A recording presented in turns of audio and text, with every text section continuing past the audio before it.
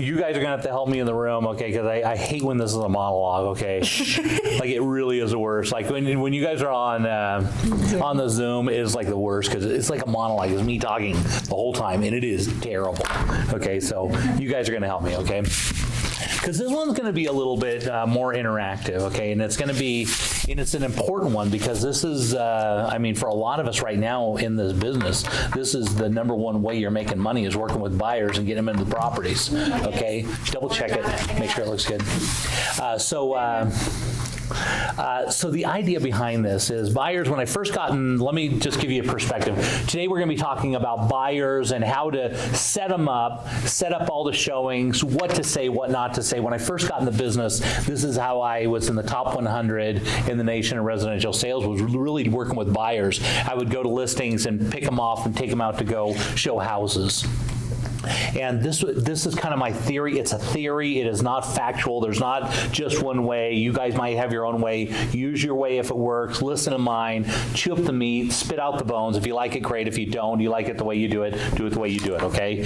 And so I would love interaction. Okay, so my thought when I was working with buyers, the key to any sort of real estate is somebody has to trust you, okay? And so what I did, so the first thing, somebody calls me up, refers me over a buyer, I'm just going to walk you through the process. This is what I would do, okay? I call them up, hey, Joe Blow sent me your name, said you guys are looking to buy some real estate. Oh, great.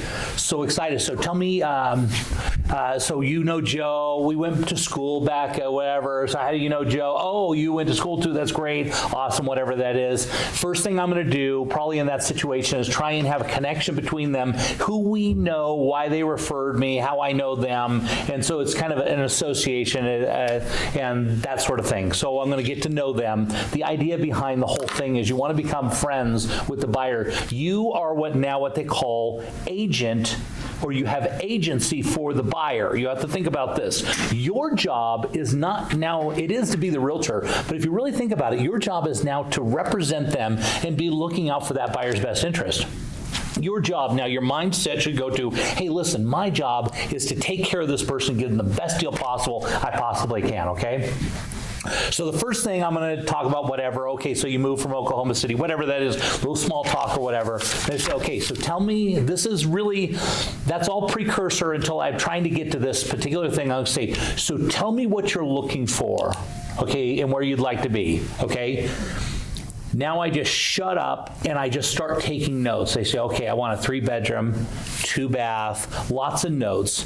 Okay, if they miss something, okay, they don't say about outside the yard or what city they want to be in, I'll just listen. Let them, and I'm just going to take notes. What they want, what their needs are, because really we're working for them. What their needs are. I start writing out everything. And they get to the end, if they miss something, is this important to you? Is that important to you? Is there anything? Okay, great. What I'm going to do, I'm going to set you up on an auto hot sheet, okay? I'm going to send you everything. I got an idea what you're looking for. I'm going to send you everything that's available on the market, okay? And what I want you to do, okay, is I want you to make a list of all of them, okay? Print them out so you have a copy of them, okay? And I say, listen, I've been doing this a long time, and this is what I found very effective, okay? Print out everything, the ones that you like. So you go through, I like this one, I don't like that one. I like this one, I don't like that one.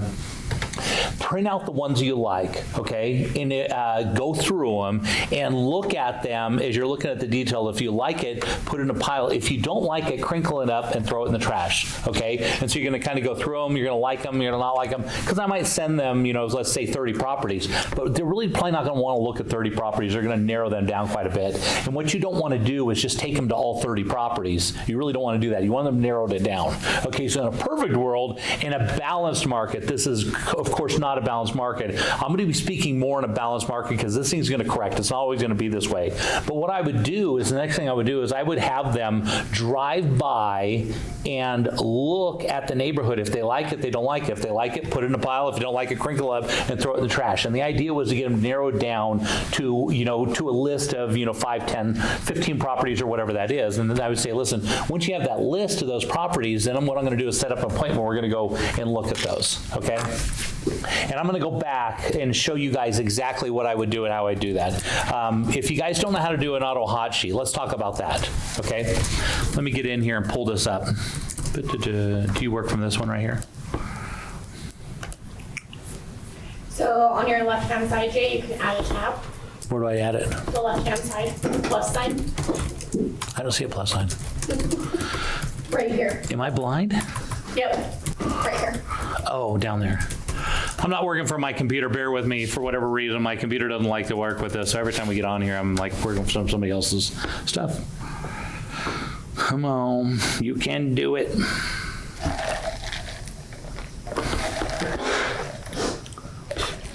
Can you please not sneeze during recorded sessions? Why is it not pulling up? What's going on with this? What are you trying to pull up? The MLS. It's called this thing where you go search properties. Why is it not working? Click your internet button. I got to use my own stuff on this. Oh, every time I get into these things, I'm like, okay, now we got to reinvent the wheel. Like, let's start at the beginning.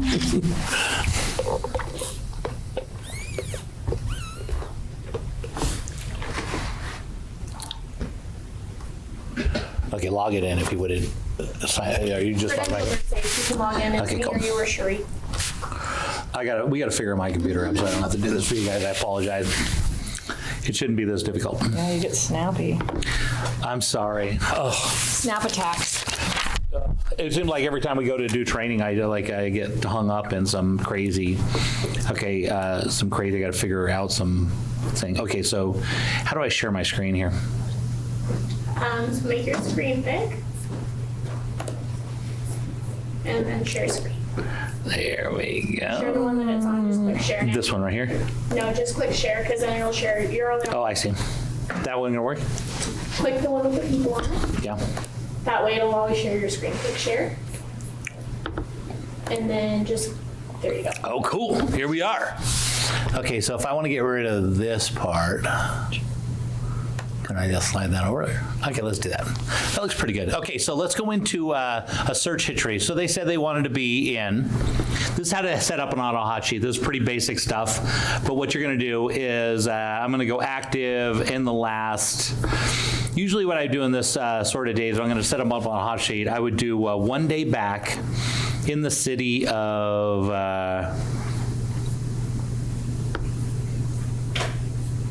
Cities are over here now. Let's go. We want to be in Draper, and we want to go in Kearns. These guys are very diverse. Okay. We're going to pull this up. These are our listings for the day. We're going to go back into search again. I'm going to go back.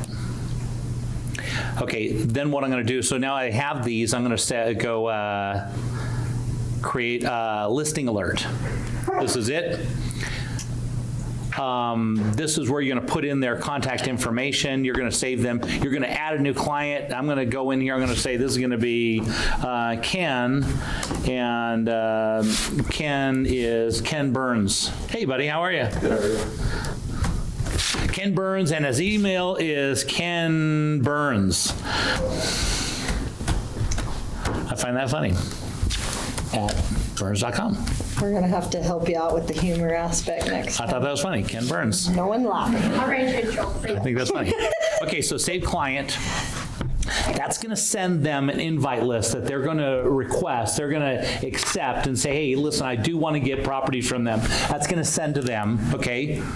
That sends to them, and then we're going to scroll down to the bottom, and it's usually at the very bottom. In this case, it's not. We're going to search clients now, Ken Burns.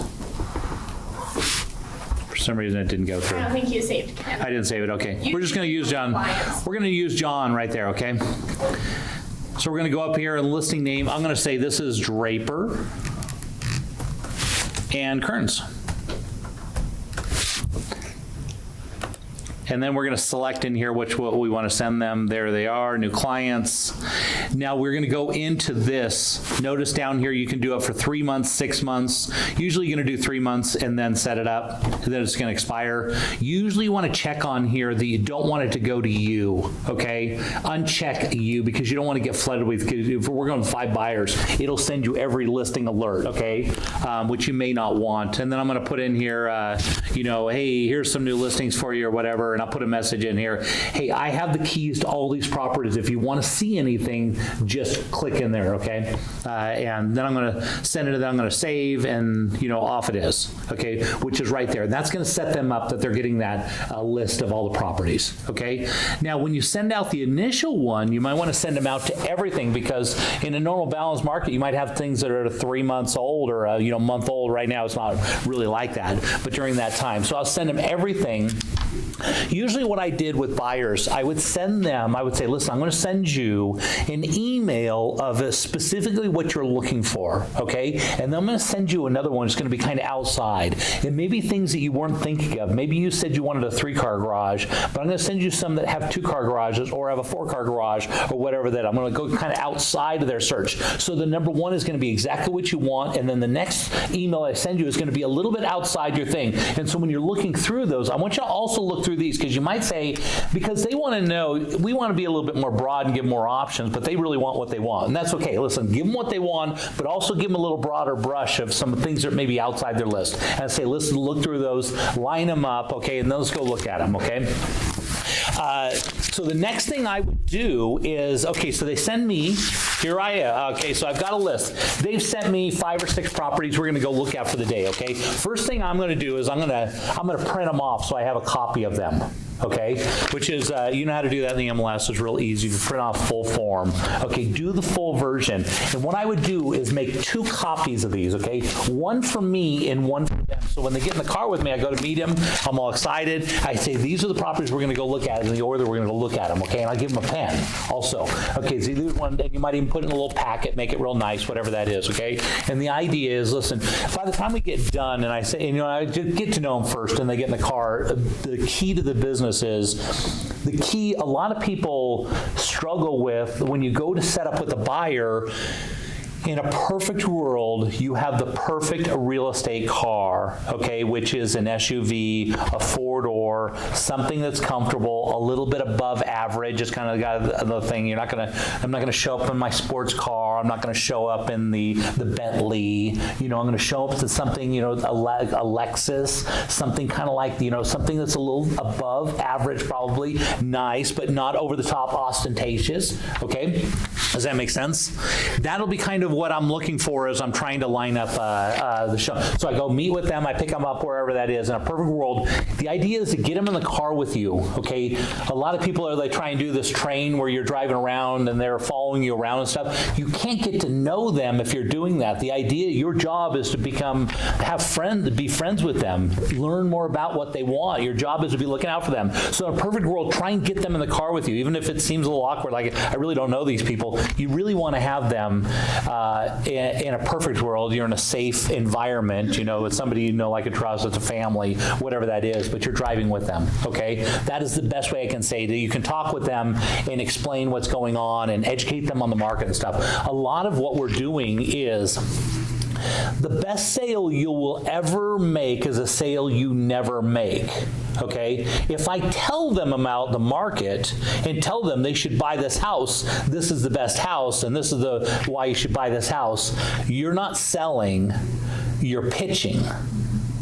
But if you give them the information, hey, this particular property is really good because the subdivision it's in, you notice it's like properties. They're very similar properties, and so this one's going to appreciate really well. You're going to give them information about it. Let them make their own decision. If I say, listen, you got to buy this one because it's a really nice subdivision, they're nice properties, going to appreciate well, you got to buy this one. That doesn't feel well, but if you tell them, give them hey, one of the things I notice, we keep looking at these properties and notice the rest of them are about to fall off the mountain. whatever it is, there's a reason why. And when I used to do, the key to the business back in the day when I was doing this, the market changes. Right now, the idea is you're trying to get them, the best way to close a sale right now is you have to educate them on the market. They have to understand what the challenges are and what the expectation is. So as you're driving around with the buyers right now, so you probably heard all over the news, we have a lack of inventory and that we're in a heavy seller's market, right? You've probably heard this, right? I get them, yeah, I've heard that. Let me explain. Okay, here's what we're dealing with. We don't have enough real estate for as many, and the interest rates are really good, and the interest rates are supposed to be going up. And the dilemma is we have a lot of buyers that want to buy because the buying power is really good, but we don't have enough houses. And so as we're driving around really right now, as we go to look at each of the houses we're going to get, if we look back at this 10 years from now, I guarantee you we're going to say, listen, I should have bought every one of those houses, okay? I guarantee. There's absolutely 10 years from now, you're going to look at, I should have bought, that is going to be the answer, and there's no question. Okay, that's going to be the answer. The problem is we can't buy every one of them because everybody else is trying to buy every one of them. And there's a lot of demand, a lot of people coming in, and the buying power, the interest rates are so good right now, we're going to find it's going to be very, very competitive. And the dilemma is we're dealing with this. We just have to understand that we have a problem. We don't have enough supply and we have a lot of demand. And what that creates is a very heavy seller's market. And that's not really the best thing, but the benefit of right now is there's supposed to be a massive amount of appreciation. So I'd be educating when we're driving around. Hey, I'm educating them. I'm teaching them about the market. So when it comes down to time, the idea now is I'm educating on what's going on, what the expectation is. And so when it comes time to write the offer, I now don't have to tell them, listen, you better come with non-refundable earnest money, and you better come with you're going to put their kids through college and do all these things. I don't have to educate them now when it comes time to write the offer because I've educated them the whole time in the car, driving with them. This is our challenge, this is what we're seeing in the marketplace. The next pitch that I would go into probably is, listen, what we're seeing right now, when you see gas prices the way it is, that means there's going to be a lot of inflation. The cost of everything is going to go up because the cost of all goods and services are transported. And that's why when you go to Hawaii, everything's so much more expensive because they had to ship it out there. So everything's really expensive. Groceries, everything. You go get a hamburger, it's so much more expensive. And so the best way to explain it is that's where we're headed to, is more like a Hawaii, because everything's going to cost more because when gas prices go up, cost of all goods and services go up. And when I worked with builders, they would always set their expectations of how much the house would cost to build was based on gas prices. And so when we see the gas prices go up, that means we're going to see the cost of new construction go up. We see the cost of new construction go up. That means the existing homes are going to go up really quickly, and there's going to be a lot of appreciation. Inflation means appreciation at the same time, and it's a great way to take advantage of inflation. There's only a few ways to do that, and one of them is in real estate. And so a lot of what you're seeing right now is a lot of buyers trying to take their money out of bank accounts because the buying power over the next few years will go down. Because if you have $100,000 sitting in the bank, a couple years from now, that buying power might only have $50,000 because now it costs twice as much for a candy bar, theoretically. If you put it in real estate, you put that $100,000 in real estate, now that's going to appreciate. Maybe that's worth $200,000 now. So now they go sell that real estate, they now have $200,000. They've ridden appreciation really well. If you just leave the cash in the bank, your buying power goes down. If you're owning real estate, the market goes up. And so these are some of the economic principles that we understand: supply and demand and inflation and appreciation. All things are, and so a lot of buyers right now, interest rates are really low. Interest rates are really low, so you can buy a lot of house, and we're expecting a lot of appreciation. So right now, that's created, especially in the entry-level home market, lots of buyers really trying to get in, and really, we should be buying everyone we possibly can, but we can't, okay, because that's not really the way it's set up, and we're not. So as we go to look at these houses, just understand, it's going to be very, very competitive, and the buyers are going to be trying. We're going to be working. There aren't any houses really come on the market that don't get multiple offers unless they're really, really expensive. If we go to the $3 million house, house, we can get you as many as you like, okay? The problem is there aren't that many buyers, and that's why. But if we're in the $300,000 range, you have to understand there's a lot of buyers can afford a $300,000 house, because that house in a few years, that's going to be a $400,000 house. That's going to be a $500,000 house. A $3 million house doesn't make a $6 million house. A $3 million house might become a $3.5 million house. It's a much slower appreciation, because there's not as much pent-up demand in that price range. There's not as many buyers that can buy those, and so they don't appreciate that. So right now, probably where we're looking at, because most of the buyers we're working at right now are trying, even the mid, we usually what we see in our market, I'm going to step back from this, and what you normally see is a fractured market. People will talk about the market, but they don't understand there's 3 different markets going on. There's always the entry-level homes that are going really quick. There was the houses around 700,000-800,000 that were usually pretty soft. They were kind of, hey, if the price is right, it would sell. And there was a $3 million house. I mean, you pretty much had to give away the neighbor's house with it to sell it, right? Our market now is like any of them, they hit the market, they're going to sell probably. So right now it's not really much of a fractured market. It's a real heavy seller's market right now, okay? We don't normally see that, and so it's a good conversation to have when you're driving around. Hey, listen, we have a bit of, here are these things, but here are what we really have, and educate them. Talk about, you're a professional, right? You should be, hey, this is the way, this is what goes on, what's going on. So you get to the first house with them. Okay, you get there to the first house, you open it up. First thing you do, you get them out of the car, you go to the front of the house. Now there's all kind of protocols, put your mask on, don't touch anything, educate them. The first thing I would tell them is, hey, listen, understand that there's a lot of technology out there. People will have recording devices just naturally, not based on, I'm not saying this one does or the next one doesn't, or, I know which one does or which one has. We just have to expect that when we step onto the curb, that they're going to pretty much be able to hear whatever we're saying. Okay, so we're probably going to be a little bit careful, because I don't know, and by law, maybe they can't do it, or maybe they can. I don't know what the law is, but just understand, if we fall in love with the house, we may not want to say in the house we fall in love with this house, because it might undermine our negotiating our situation. Okay, and just understand. And even as we leave the house, some of those cameras, Ring doorbells can hear what you're saying. Okay, and so let's just wait until we get in the car. Look through the house. I'll show you what's going on. And so, great. I get them inside the house. We're wearing a mask, whatever that. Don't look at things. I'll open things out. I open the door for them, and these are theories. Okay, I open the door for them. I let them go through the door. I wait for them to go through the door. Never take them to the back door. If they say, listen, the back door's open, go around, say, wait at the front door. I'm going to go around and let you in. This gets into the psyche of the buyer. The buyer wants to walk into the front door and the feeling of their home. They walk in the front door. If they go in the back door, they're going through the garage. That's not the way they experience the house. And so I always like to get in, what they want to walk in the front door. They go inside. I don't get in the way of them. This is their house. So I open the door for them, let them walk through and experience the house and walk anywhere they want to. And I'm always just trailing behind them, okay? And then my job at that point, if I walk in the house and it looks like the thing needs to be bulldozed, I'm going to say, looks like this house is a bit of a project. Okay, I'm going to be transparent. My job at this point is to say, hey, listen, I'm just going to kind of tone in, hey, I don't know if you noticed, but there's a few cracks, up in the doorway, and if you understand the way houses are built, I used to be a contractor back then, I understand this one.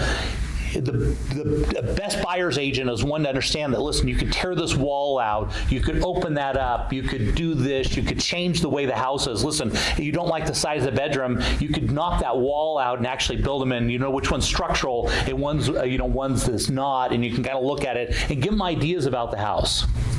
Okay, and so I just so my business model when I walk in is to just give them ideas, thoughts that are going through my head, but I'm definitely not, I'm letting them experience the house, go where they want to go. I'm following behind them. If I see something that's like, hey, I don't know if you noticed that, but there's a bit of a roll in the floor. Did you notice that? No, I didn't notice that. Oh, do you notice there's some cracking? Hey, I'm just being, hey, I don't know, I'm seeing this, I'm seeing that. Are you seeing these same things? Or this is really nice. Generally, the plan was back in the day, you were trying to find, there were so many houses on the market, they were going to go show them 10 houses, and we were trying to get one buyer to pick one of them out. So we were trying to get emotional. Right now, they're like, hey, you think we could get this one? Do you know what I mean? It's like, hey, it's almost the other way. Like, it doesn't really matter. It's falling off the mountain. In some of these, the conversation that you're having with buyers right now is probably, hey, listen, the houses we're going to go see in entry-level homes, just understand, this is not your dream home, okay? It's not meant to be, okay? Nobody buys their first home as their dream home. Nobody does, unless you're a multimillionaire, probably, okay? Or your family is, or whatever that is. And so most likely, the first home you buy is not meant to be your dream home, but it is. In our market right now, I would educate, I would say, listen, in our marketplace, when it appreciates really quickly, you either are on the ride to get the appreciation or you're behind it, okay? And the other information I'd be kind of getting to them is, listen, right now, each home that we're going to see is probably appreciating, from what we're seeing, about 1% every month. And so where you're thinking, I'm going to save more of a down payment, if we're going to look at $500,000 houses, understand that that house next month is worth $5,000 more. That house 2 months or 3 months from now is $15,000 more.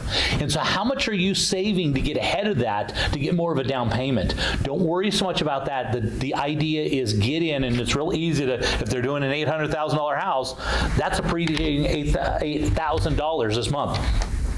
And so the idea, it's not your dream house right now, but you can make a lot of money. You can almost open up another income source, like having a second job just by owning a house versus renting a house right now. And that's what we're seeing.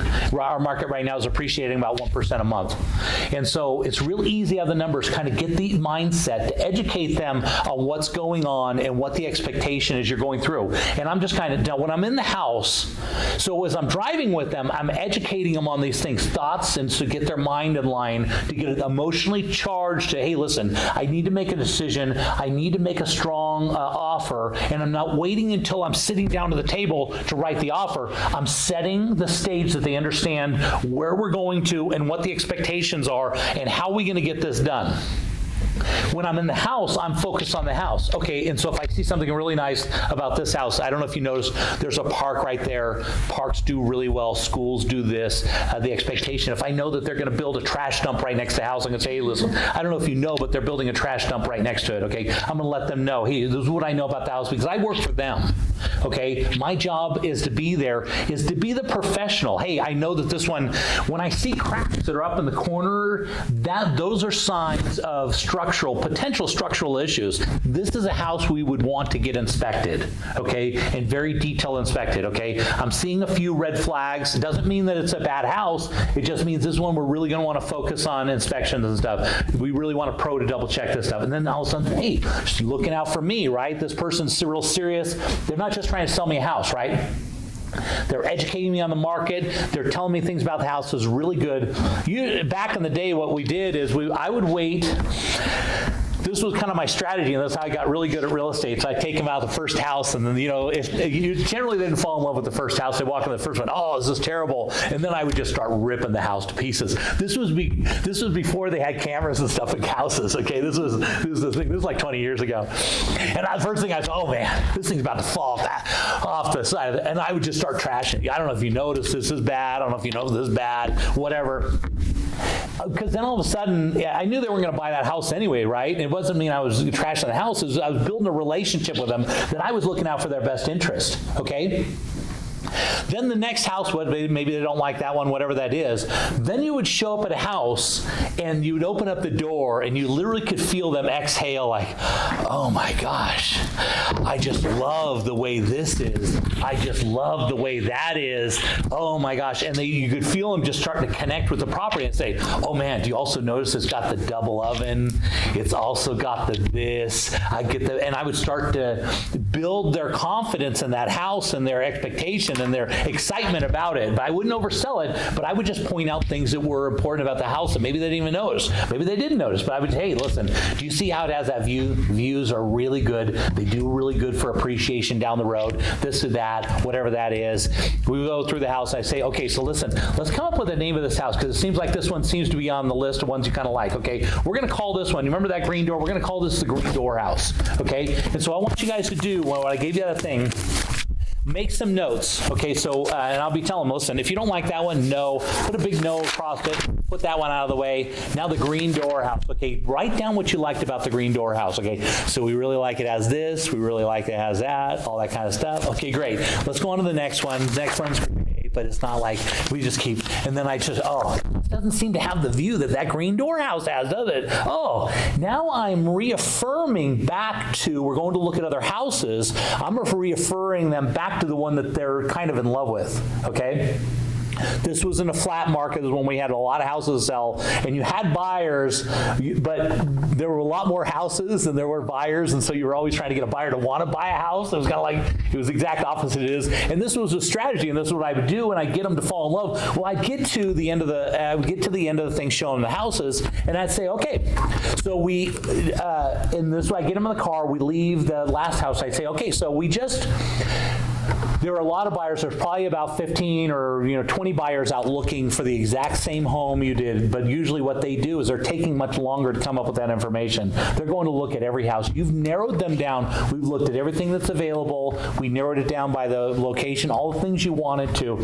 We've narrowed it down to 10 houses. You went and looked at the best of the best of the 10 houses. And so we've probably gone through, theoretically, we've probably gone through about 500 homes at this point. By the time I've narrowed it down, put it in front of it, and you've looked at 10 of them, we've really narrowed it down from about 500 houses down to, and very clearly this one, the green door house, is the best door. The question is, how soon is it before another buyer figures out that's the best house on the market?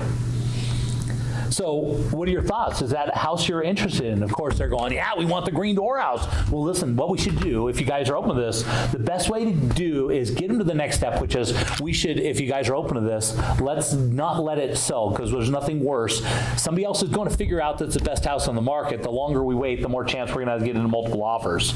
Let's go back and write an offer and get it under contract. We can always change our mind later. The best thing to do, though, is get it under contract. You're always just trying to get them to the next step. Don't try and get them to, okay, when we close, where's the earnest money, all that kind of stuff. Don't worry about that today. Worry the next step. You do that step. The next step is, how do we get them to write an offer? Okay? How do we get them to write the right offer? Okay? So, okay, we're going to go back to my office and write up the offer on the green door house. Okay, so let's talk about the things that are important. Okay, you remember I told you about the market and what's going on. Unfortunately, in this market, you might be writing multiple offers on multiple houses, so we got to get a house. We can't just wait on one. And so right now in the marketplace, it'd be like, hey, listen, the education I'd be getting right now, listen, you're either on the bus and you've got an extra income on your house, or you don't. It's probably not going to be your dream house in this market, but any house at this point appreciates. And so, although we may not find anything that you can deal with and get in and do some sweat equity, or do some things and make some changes to it, that's great, because it's only going to continue to go up for the foreseeable future. And right now, we can lock a really good interest rate. And so, buying power right now is better than it's probably going to be a month from now, because the house is going to be more expensive, interest rates are going to rise. And so, right now is a really good time. Even if it's not your dream house, this is a time to get a house. That would be kind of more the the thing I'm getting across. One thing that I've been telling my buyers too is, like, if you're, I'd say, above 50% in your desire one in the house, I can get you out of it with no consequences up to about 3 weeks after we go into contract. Yeah. So there's no stress in us throwing something in. It's not like you're then locked in and it's going to cost you all this money to So if you guys on that other side, Phil is saying that the next step, Phil's saying, listen, if you're above 50% that you're interested in the house, it is okay to get it under contract, because you still have the rights to cancel the contract down the road. You don't have to make a decision today. You can get it under contract and change your mind down the road. And again, that's another thing. Just get them to the next step. Get them to the next step. The funny thing is when buyers go home and they just start thinking about things, they talk themselves into things. They might be kind of lukewarm, but they go home. They'll either come back. About 75% of the time, they seem to come back and they want, oh yeah, we've made a decision. We really want it. 25% of the time, probably they come back, it's just not going to do. No matter what I do, I can't talk myself into it. And that's okay. It doesn't take that much to write an offer. Again, you work for them. You're looking out for their best interests. Keep that in mind, okay? Your job is to help the emotional side of things. If there's one thing, and I always go back to that, is there's one thing that we do as real estate agents. It is to keep the emotions in line in the deal. Keep the emotions going in the right direction. Because a deal might be an incredible deal, but if it feels bad, it's a bad deal, and you can't fix that. Does that make sense? If it's a good deal and it feels good, that's the only way it's a good deal. Okay, so you can't beat somebody over the head and say, listen, you've got to buy this house because if you don't, you're a complete idiot. That just doesn't feel good. It doesn't work. Education, this is what we're seeing. Hey, this location's been doing really well. I don't know if you know, they're putting in a new school, whatever. Education for them is invaluable, and that's our job, to educate people and keep the emotions in line.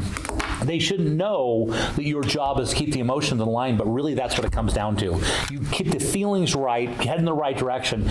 The difference between having a good experience and having a bad experience oftentimes is just how they feel about it.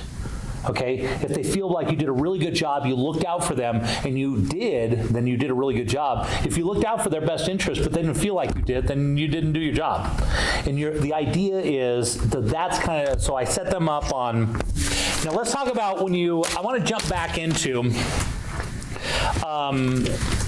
I forgot to go into one thing which I think is important. When you go to take a buyer out, what you want to do is print off. I told you to print off a copy of all the houses they wanted to see. Okay, you want to narrow it down a little bit.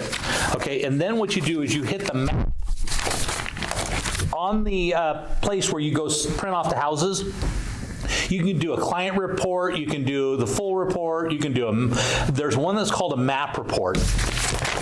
And the map report looks like this, okay? And so it prints out and it shows you where all the houses are. And this is the way you set those up. And so what I'm going to do is I'm going to look at this, and now it's made a list of where all these houses are in the valley. And as I go to look at this, I'm going to say, okay, well, they live up in this area. Let's start close to where they're at, and then let's work through, and then I'm going to take them back to their car, okay? Might be a little extra driving, but it's better if I can get to know them and drive in the car with them. That's okay. And so what I'm going to do, generally a showing takes about a half an hour. Okay, so as I go to write these up, okay, so what I'm going to do is I'm going to look at the different ones that they have on here. In this case, I have 6 properties, and I'm going to start from, wish I could show you this on my screen. I'm going to kind of show you guys on this. If you can see this. They started up north, number 1, and then they go all the way down into Bluffdale. I'm going to basically put them a half hour apart. Now, if I notice one of them has got if there are 2 of them really close together, I might put those a little closer. I might put those a little closer on time because drive time would be a little quicker. Right now, because there's so many people, sometimes you get to the houses, though, there's lines outside the houses, which is crazy. And it's hard to anticipate that. You don't know what you're getting into. And so I would probably figure you probably want to put about 45 minutes on each one of your showings on your houses, okay? The good news is a lot of times you're not going to see multiple houses because there aren't that many houses to show. And so you might only go and be 1 or 2. I would figure about 45 minutes just to be safe. And then what I do, so I make my notes on here. We're going to be on this one about this time, whatever that is. Now I'm going to go into showing time, and I'm going to schedule those. I'm going to just go in there, and they have select times. And right now, oftentimes they're blocked out. We've never seen that before. We didn't have this technology where you go into showing time, put in there, I want to go at this time. Sometimes you can only go at certain times, so the market's a little different than it was. It will correct, but as of right now, everything we're dealing with right now is we're basically just trying to get in there whenever we can. So you might be jumping around the valley a little bit, but you're probably not seeing as many houses as we used to. There used to be a lot of houses. I tell you, back in 2000, oops, I've got on our little thing here. Back in 2008, there were more houses than you knew what to do with. There were no buyers. Nobody wanted to buy any. But man, there were houses everywhere, man. It was crazy. It was the other side of things. Now we have no houses, and all we have are buyers. Let's talk about writing the offers for buyer. Okay, so Set up your showings, do your map report, and so it'll show you where you're going so you can schedule your time. You've got it all put together. Drive in the car with them. Educate as you drive around. Get to know them first. Don't just go right into education mode. Okay, get to know them. So you know Pete from school, whatever. Oh, first associate with the person that referred you the business or where you got it from. Oh, how'd you run across, how'd you hear about me, whatever that is, relate, become friends. Oh, so did you guys grow up here in Utah, whatever. Small talk, get to know them a little bit. Oh yeah, I actually grew up here. This is where I, whatever, I've been doing this for whatever. Talk a little bit about, get to know them a little bit. That's the best way to ever do business is know, like, and trust somebody. And then get in. Okay, so we're going to be looking at, I'm excited. It looks like you got some nice houses picked out. One of them I know quite a bit about. It's actually at our brokerage, whatever that is. We're going to be looking at this, that, educate them, and then transition a little bit of information. So you guys notice what's going on. Do you guys have any questions or anything that you want to, and then, whatever. Start conversations. That's why driving with them is so important, because one of the dilemmas is if you drive in the caravan and you show up, and then the only chance you get to meet them is in the house. That's when you're trying to help them with the decision of the house. That's not, if you show up at the first house and you're trying to get to know them, it's really hard to get to know them at that point because they're too busy focused. They don't want small talk. They want to look at the house. That's why driving together. Now, if you're doing Zillow leads, here's what I'd recommend. If you go to Zillow leads, you meet them at the house, you get to know them. Hopefully there's a line you can get to know them. Also, how'd you guys run across this property? Oh, we were on Zillow. Okay, great. Tell me about the things, obviously we do this, we do that, whatever. One of the things I know, this is a great area because, hey, buddy, I know it's great. A little small talk, whatever. Then again, this area is going to appreciate really well in the coming future. This one, of course, is a 3-bedroom, 2-bath. It's got a view off the back, whatever that is. A little small talk, whatever. We're just going to wait for them to get done and we'll go inside, okay? Now, keep in mind, sellers in this market, with the technology of the days, they may have the ability to listen to what you say. They may not. I don't know. And so we just have to expect that they do. So the best thing to do when you go inside is don't disclose any information you maybe don't want them to know, okay? We used to go back in a sales meeting, we used to go to the houses back in the day. They used to, oh man, I thought it was funny, get in and start ripping on houses. Now there's so many cameras, it would be terrible. I'd be fired. I would have gotten so much trouble. I love that you look at my direction because you know you're about to say something that shouldn't be recorded. Anyway, so yeah, it's kind of funny. I used to think that was funny to go and start making fun of the way people live, but now, man, you can't do it anymore because they're listening to what you're saying. You just have to figure that they are, okay? But educate them. Anyway, with the Zillow, when you're taking them in there, best thing to do is become their friend. Hey, listen, I'm here as you're looking through the property. If you have any questions, I'm right here near you. I'm going to follow you guys around. You guys go where you want to, okay?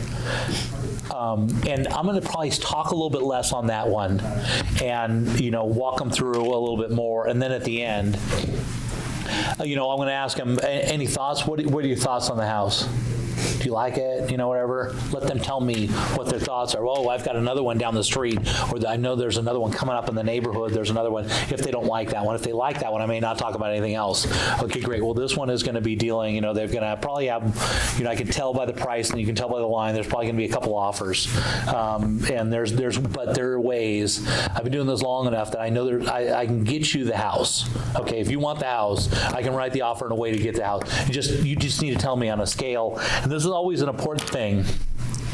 I always ask them, and this is a really good one, a scale of 1 to 10, how bad do you want this house? 10 is I don't care, or a 1 is I don't care, this thing can fall off the side of the mountain today, or number 10 is, listen, I gotta have this house. I don't care what it costs, I gotta have this house.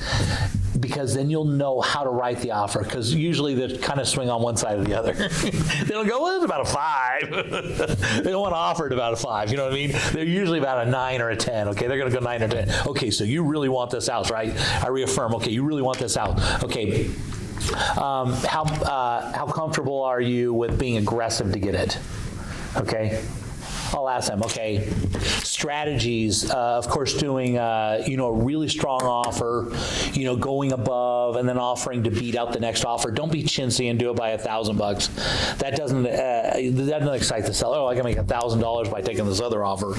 They might take the one that was actually offered and that was legit. You know what I mean? Just because you said you were going to beat the other one by $1,000, and oh well, it may not do it. It may not be enough. You might want to do $5,000 more. Listen, how aggressive do you want to be? Do you know what I mean? Ask them. It's their offer, okay? Listen, from what I've seen, sometimes we can do the best way to get it if you want to do it. And I say, listen, I can get you the offer. And this is what I always tell them. Listen, there's ways to get it, to strategize the deal that I'll know what the offer is. Now, I can get the deal done. I can get you in first position. And if it's too much money, you can always back out at that point, okay? And that's a strategy to put a deal together. Hey, listen, if you want to know what the number is, and then you can double check that you want to pay that, I can write the offer that it'll show up it'll go on your desk first if you're cash. Do you know what I mean? Strategies and ways to get it done, because a lot of what we're doing right now is getting into strategies with buyers. How are we going to get them into that house? What are we going to do? A lot of this falls back on the knowledge of how much earnest money or how much money do they have. How qualified are they? A cash buyer? Or are they financing? Are they FHA, USDA? What are they doing? Understanding them and helping them get in the best position to possibly buy the house. That's a lot of the strategy right now with the buyer. Any questions, guys? Does anybody have any other successful tips to share? Does anyone have any more successful tips they're finding in this marketplace to make buyers work? I kind of talked about multiple different types. The market is always shifting and changing, okay, which is kind of funny. I've seen them all. I've never seen this one before, which is interesting. This one is a challenging market. What's worse, though, is when you have all the houses and no buyers, because then there's no motivation. Sellers don't want to lower the price, and buyers don't want to pay what sellers. That's the worst market, just so you know. This is actually, you have motivation. Motivation is on your side. Back in 2008, we didn't have motivation. The motivation was, what if we just wait another year, it's going to be cheaper. Why would we buy now? So this is actually a much better buyer environment to buy. That was much worse because everything was like, sellers didn't want to come down, buyers didn't want to pay. They were like, buyers would only pick up stuff if the seller was, bleeding out on the street. You know what I mean? That was a hard market. This one is, listen, they understand that things getting away, and so you just strategize yourself and listen, if we don't get this one today and we go look a month from now, just understand it's going to be more. And it might be less selection. And the interest rate is probably going to be better today than it is tomorrow. So I think the best thing I can say is the points in this, make sure you're friends with them, okay? Make sure you can relate with them, that you drive with them. Make sure that you become friends first. Educate them on what's going on, because it's a much better conversation if you kind of educate them. This is what we're seeing. This is what's going on. If you guys heard anything about this, I don't know. This is the way we're overcoming these. These are the, and this is, as you're going to write the offer, let's say you get to that house and you're going to go write the offer. That's a good time to talk about it. There's a couple different strategies we can use to get this done. The question is how much you want it. Use that on a scale of 1 to 10. How much do you want this? 1, I don't really care. 10 is I got to have this house. I don't care what it costs. That'll help you, because then you can feed it back to them. It's almost like a temperature gauge for themselves. Because I'm asking them the question, because you can't ask that question, how much you're going to pay for it yourself, how much you're going to negotiate yourself. But they're going to answer that. If it's 1 to 10 and they say it's a 10, then you already know, okay, so you really want this house. We better offer really good to get it. And they understand the motivation, okay? Oftentimes, another strategy that I used when I would get buyers to write an offer on the house. I would say, listen, we could probably get closing costs figured in there. We can probably get new carpets put in there. We could get a new chandelier. I'd be talking all kinds of things, get them to write the offer. And then, just, hey, listen, we could get this changed, we get that changed, make the house so they could emotionally wrap their minds around it when it was the opposite market. I would get them to wrap their minds around it. Hey, listen, if I can make these changes, I can make this, I can make this house work for me, all that kind of stuff. Then they would go home and sleep on it, and then they would come back thinking, well, I'm going to make all these changes. The counter comes back, well, we'll do the deal, but we're not going to make those changes. I say, well, listen, we could do a home equity line. We could, make these changes outside. By the time they slept on it and came back, they were much more attached to the idea. They were much more flexible the second day than they were the first day. Does that make sense? And so oftentimes, like everything else in sales, it's about getting them to the next step. And this is what's made me successful in all the stuff that I've done. It's not about answering all the questions right now. It's about just getting the emotions in line and getting the next step. And getting to the next thing and handling the problem. Like if we know that we're going to deal with a roof issue, the roof doesn't look good, I don't need to deal with it in the offer. I need to deal with it when we get into inspection. So I'm not talking about in the offer. Say, listen, that'll be part of inspection. We'll have plenty of time for that. Let's focus on the house because, listen, I can handle that down the road. Today's the day. Let's talk about price. Let's talk about what to get it under contract, and then we'll handle that as we get to that. If I have to handle the roof issue at the same day I'm writing the offer, it's a much more difficult transaction to get done. If I just get them to the first step, let's write the offer, and we'll have plenty of time for inspections. Then we can go after the seller and say, listen, we're going to have to fix this roof and all that kind of stuff. Let's just, you know what I mean? Let's just get them to that next step, and there's time to handle that. Listen, the roof's going to be an issue, or now that we're under contract, let's talk about what that roof looks like. What do you guys know about the roof? But, as I'm writing the offer and sending it over, I'm not going to talk about the roof, okay? All things in good time, set it up correctly, do a good job, look out, and keep in mind, this agency is a thing. You're working for them, looking to take care of them, but a lot of that is emotions, okay? I have a few things, may I? Yes, Okay. please. All right, let me scoot over. So for Compliance Corner and a couple things, on the last buyer's training, we have these, and Devin has a great contact that just look as professional as you can when you show up to any type of appointment with any client, but these are always fancy. Jay just does anything that the client's going to keep, he puts in this folder. There's a cute little spot for your business cards. My retro card. All the fun stuff, your Throwback Thursday photo, if you're Jay. He did get headshots. It's coming back in. It's coming back around. Plastic surgery. And then anything that you find out about the client, usually you have just the property listed here, and whatever you find out about the client and whatever you keep, you just have that there already and you take that home with you. So always, always, always be as professional as possible. Who can tell me what one of the most important documents or paperwork you should have when you're working with a buyer?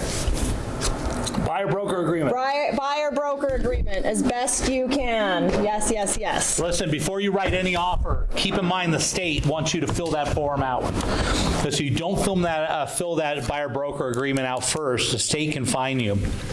And they sometimes will go back and look. They'll look through documentation and find, and they'll be looking at when was the offer written, when was the buyer-broker written, and if the dates are backwards, if they're, hey, I wrote the offer, and then a week later I did the buyer-broker, they can literally fine you for that, and they'll go after everybody for it, okay? The same day, and the way you explain the buyer-broker. Let's talk about that. That's a good one, okay? Let's talk about buyer-broker. This is how you explain the buyer-broker agreement. Okay, so you show up at the house and say, hey, listen, as part of representing you and showing you this real estate, the state makes me fill out this form that is I'm taking you through real estate, that if something happens, that I'm responsible for it, okay? And so you look at this document, basically says that you don't pay anything for real estate commissions. It's all paid for by the seller, so you don't pay that. I have to look out for your best interest, and it basically says if a transaction goes through, that the seller pays me the money. That's what it says. Are you guys okay with signing this? Sure. If you go in there and says, listen, if then they say, hey, listen, what if it's a for sale by owner? Says in here, for sale by owner, they're not going to pay a commission. Say, listen, don't worry about it. We deal with it all the time.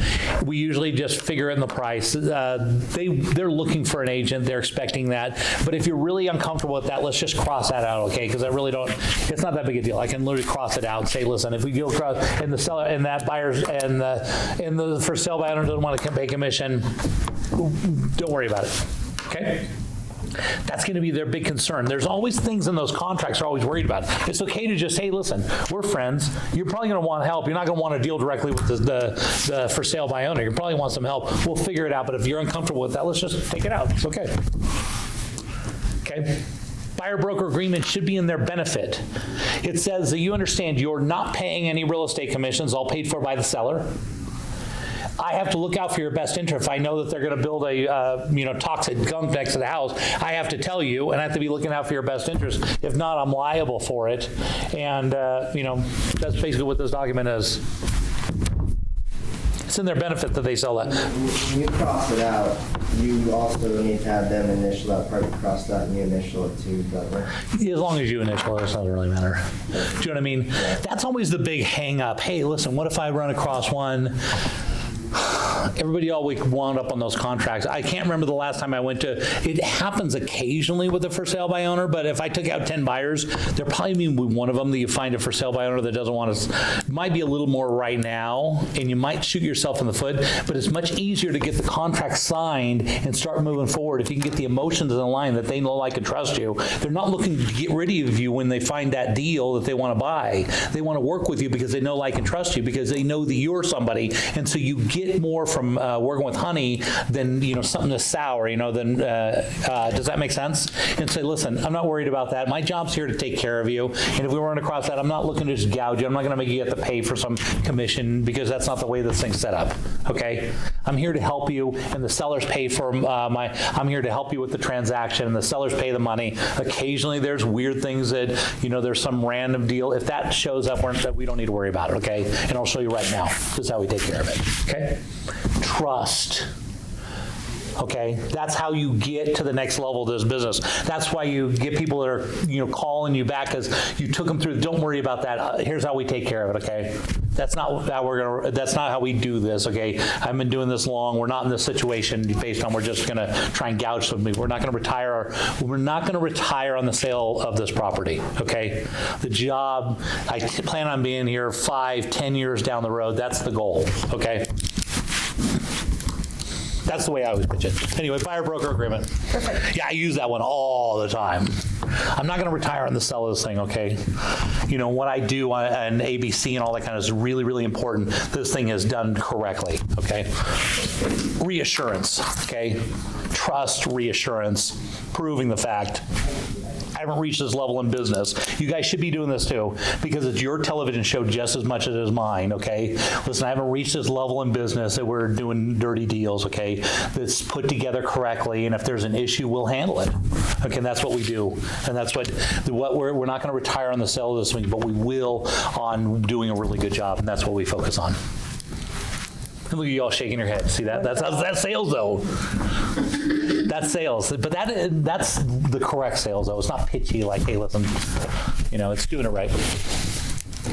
I know that you mentioned driving around with clients when the agents feel safe to do so. Yeah, so only when you do feel safe. Compliance and safety officer, too, you also have the option of, Brandy was going to meet somebody on Zillow the other day, and I didn't want her driving over there by herself to an empty lot, and the wife ended up not being able to make it, so it was just her meeting the husband, and I was a little like, keep me on speakerphone. Like, there's precautions and things to do to make sure you're safe, too, because we all know what's out there, so just make sure that you're safe. And if you need to take somebody with you for the initial meeting, there's ways to professionally introduce that too. So stay safe out there too, for sure. Yeah, and if you ever do run across something you feel uncomfortable, if you ever call me and you ask about the red file, hey, can you take a look in my desk and find that red file? I know something's up, okay?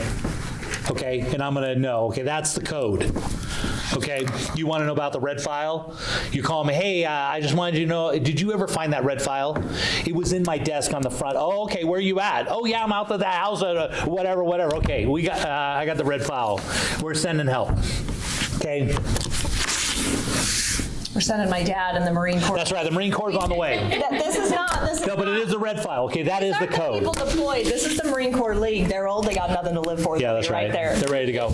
Okay, guys, so keep up the good work. But that is, like I said, chip the meat and spit out the bones. That is the theory as I do real estate. Do it the way you guys do it. That's just the way I did it. And I don't know if it's great. I don't know. No, it seemed to work. I sold a lot of real estate, a lot of first-time home buyers back in the day. But a lot of it really is the emotion. Get the emotion in line.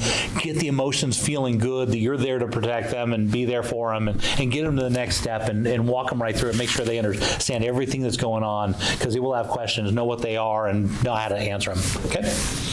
Wish you guys the best. Anybody have anything to add? If not, anything to add? I love it. Raise the roof.